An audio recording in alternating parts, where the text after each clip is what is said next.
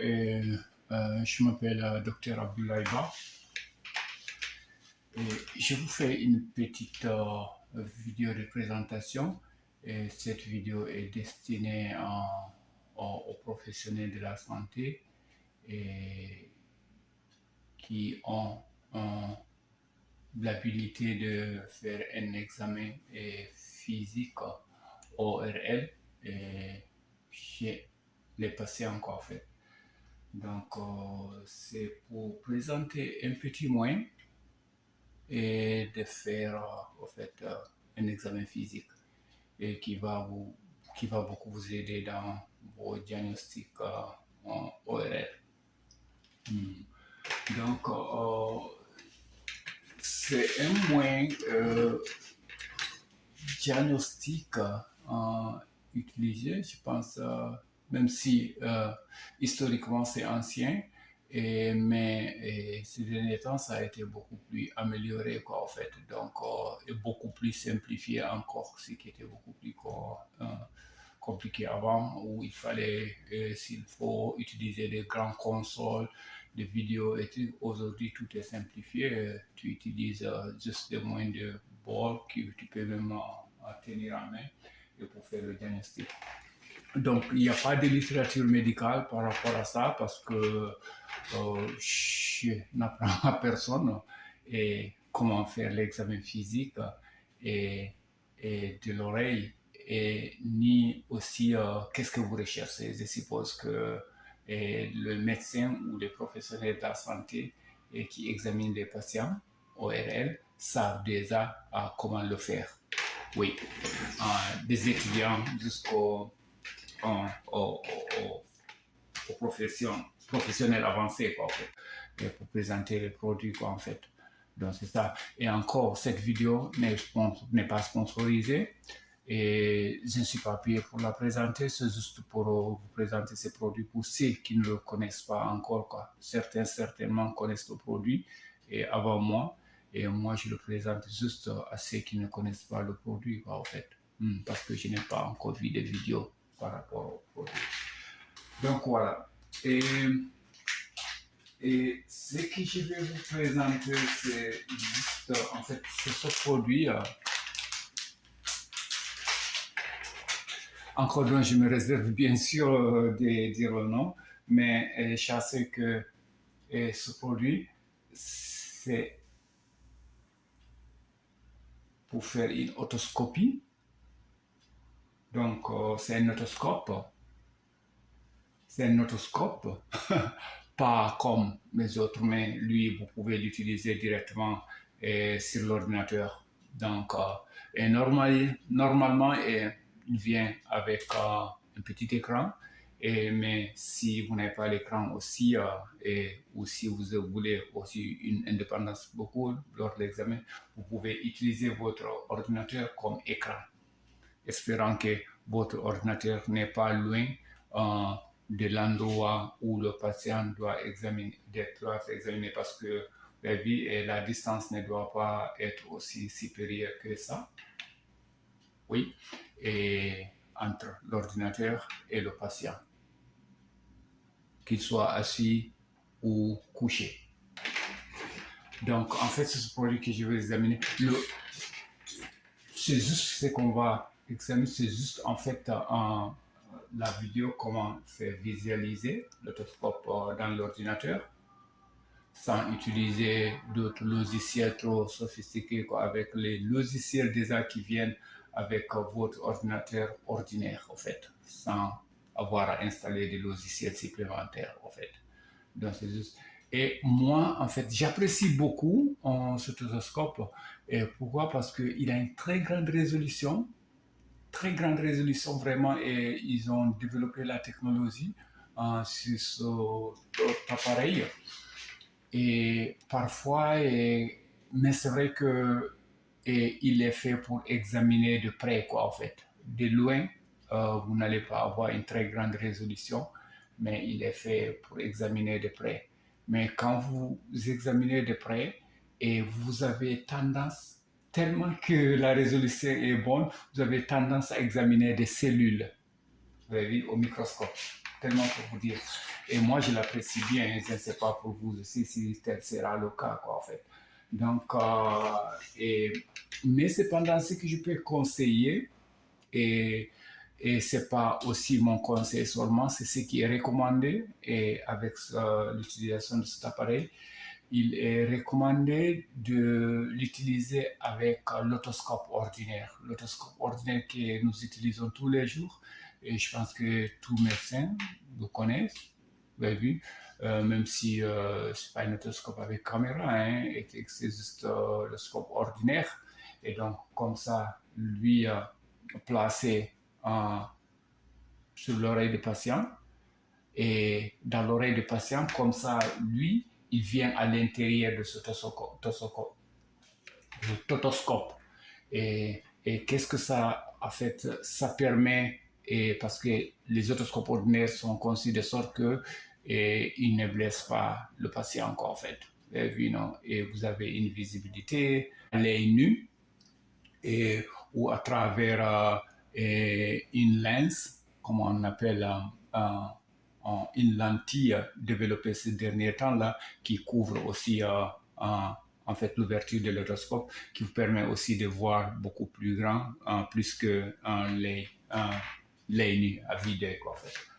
Donc, et voilà, et lui, en fait, il peut s'utiliser même avec les otoscopes qui viennent avec une lens, et il peut même s'utiliser avec ça. Il suffit juste de faire bouger. Je n'ai pas ces otoscopes ici, j'en ai, mais il n'est pas ici près de moi.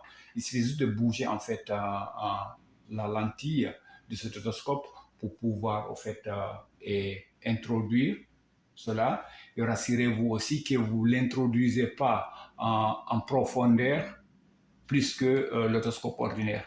Donc, il doit être beaucoup plus centré dans l'autoscope ordinaire, quoi. Vous avez vu, ça permet au fait d'éviter des blessures du patient, et au cas où le patient, il n'y a pas, si vous voulez, de confiance totale, et que le patient arrive à bouger, donc ainsi vous n'allez pas blesser au fait, ou perforer le tympan, ce qui est beaucoup plus important.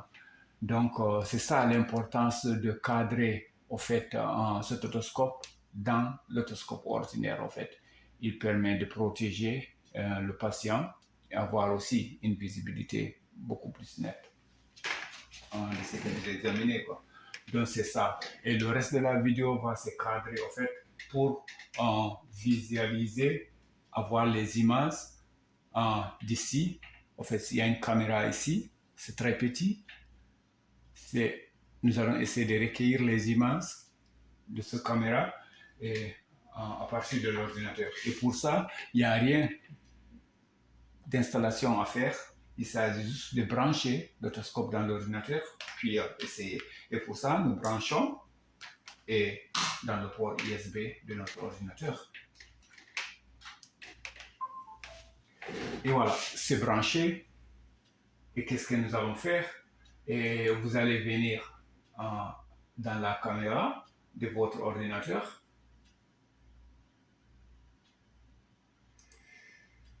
Et si vous voulez, laissons un peu encore capturer les étapes qui viennent là, à partir de logiciel que j'utilise.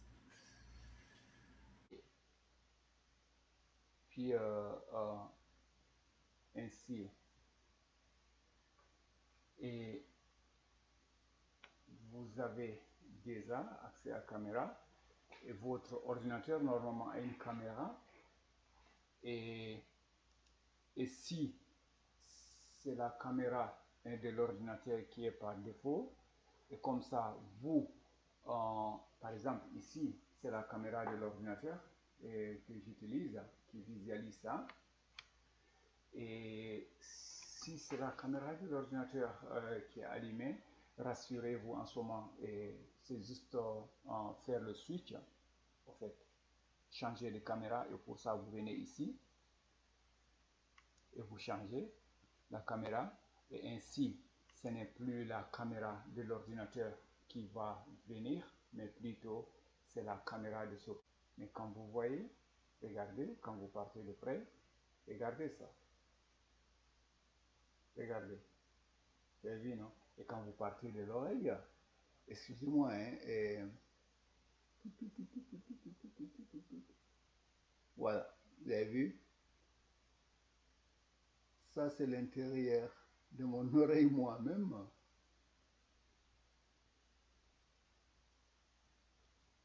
Vous avez vu, non? Donc, c'est un peu ça. Et maintenant, c'est ici, quoi, en fait. Utilisez toujours l'otoscope ordinaire et lui, il vient à l'intérieur de l'otoscope ordinaire pour protéger.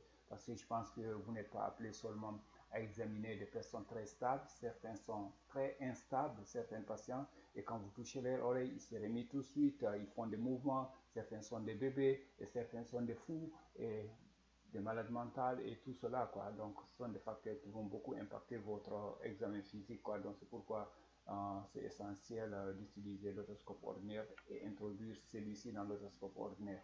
Comme ça, le patient est protégé et vous aussi, vous êtes protégé dans ce cas. Et, et voilà, donc c'est un peu ça. Et vous avez déjà vu ces images. Les sons. Et maintenant, et il ne s'agit pas seulement, c'est vrai, que de voir les images, vous pouvez enregistrer les images. Et quand vous enregistrez les images pendant l'examen, peut-être le patient ne peut pas voir parce que vous lui dites de prendre une position. euh, Certainement, cette position ne permet pas au patient de voir l'écran que vous êtes en train de voir, mais il faut faire participer au patient à l'examen. Ainsi, macroscopiquement, le patient peut voir ce que vous êtes, ce que vous avez vu. Il faut lui montrer après l'examen. Je pense que c'est beaucoup plus sécurisé, quoi. Et donc pour ça, vous devez enregistrer ou vous pouvez enregistrer l'examen que vous êtes fait. Et donc c'est enregistré comme si vous étiez en train de faire une vidéo à partir de votre ordinateur, hein, c'est simple. Donc ainsi, c'est lancé actuellement. C'est lancé, comme je le disais, de près. La résolution, elle est très grande. De près. C'est conçu pour examiner de près, quoi, en fait. C'est pas la caméra. Vous avez vu? Yeah.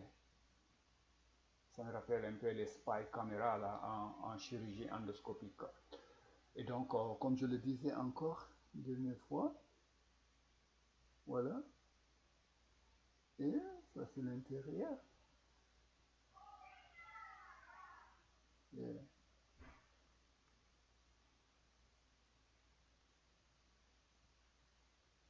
ça, c'est l'intérieur. Ouais. Mon oreille propre, hein, à part les trucs. Donc, voilà. C'est un peu ça. C'était ça, quoi, l'objectif. Et bien sûr aussi que et la résolution aussi dépendra, parce que vous avez vu ici la résolution, c'est pas un truc, ça dépendra de l'ordinateur. Hein. Et, et ici, c'est mon PC. Les images là sont visualisées à partir de mon PC. Et vous allez voir encore ces mêmes images-là à partir de mon ordinateur des Apple. Et donc, j'arrête ça. C'est arrêté. La vidéo sera là.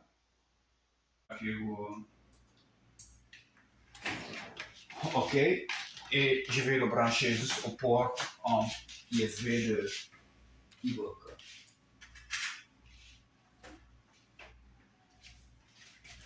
Ok, il est branché, c'est déjà allumé, c'est dit que l'ordinateur l'a détecté. Et là aussi, c'est la même procédure, hein, comme pour l'autre là. Je ouvre la caméra. Parce que moi, je sécurise les caméras de mes ordinateurs à travers ces trucs. Et puis, non, et voilà, je ne veux pas que quelqu'un m'espionne trop, quoi. Tout est bien, non, ça monte constantement, quoi, en fait. Donc, c'est ça. Et donc, pour ça, aussi, vous venez ici, bon, enfin, ils viennent sur les applications de iBook et vous venez sur la caméra de iBook et pour ça, venez à Photo Boot. Et voilà, et ça, c'est Photo Boot. Et, oh, vous savez, j'ai réduit la fenêtre, je dois l'agrandir. Ok, donc là aussi, hein, c'est un peu la caméra de iBook. Et là aussi, vous devez choisir de caméra et pour ça, venez à caméra. Et vous avez vu la caméra de cet appareil, c'est dit test long caméra. Et vous choisissez. Et quand vous choisissez, et directement c'est la caméra là maintenant qui est visualisée sur iBook. Oui. Et donc comme ça aussi, hein, et quand vous partez de près aussi, vous avez vu là aussi, c'est moins flou quoi en fait. Et là, en laissant enregistrer, là aussi, une petite vidéo. Là aussi, vous pouvez enregistrer la vidéo. OK. Et donc, comme je disais, maintenant, ce sont les images là qui viennent. Et pour ça, c'est ça. Région pour. Et vu quand la résolution est bonne, vous avez vu? Sinon, c'est pas possible de voir ces fissures sur la peau, quoi. C'est pas possible. Vous avez vu? C'est parce que la résolution elle est très bonne, quoi, en fait. Et, et donc là aussi, regardez.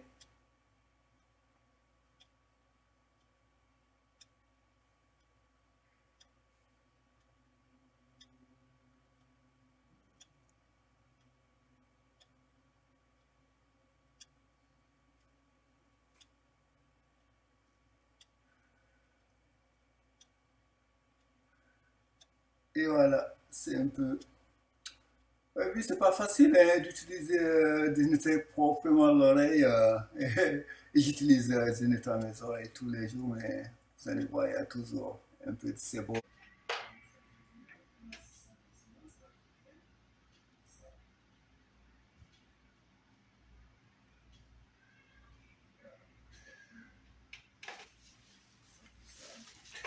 Et encore, quand vous utilisez le scope ordinaire, ça permet toujours aussi, c'est vrai que de garder l'appareil beaucoup plus propre. Ainsi, vous n'allez pas avoir beaucoup plus, c'est-à-dire il faut stériliser en, en- avec des moyens beaucoup plus avancés de stérilisation avant un test. Mais cependant, c'est vrai qu'il faut nettoyer entre examens. Quoi. Vu? Et donc, utiliser l'autoscope ordinaire permet de limiter toute votre yeah.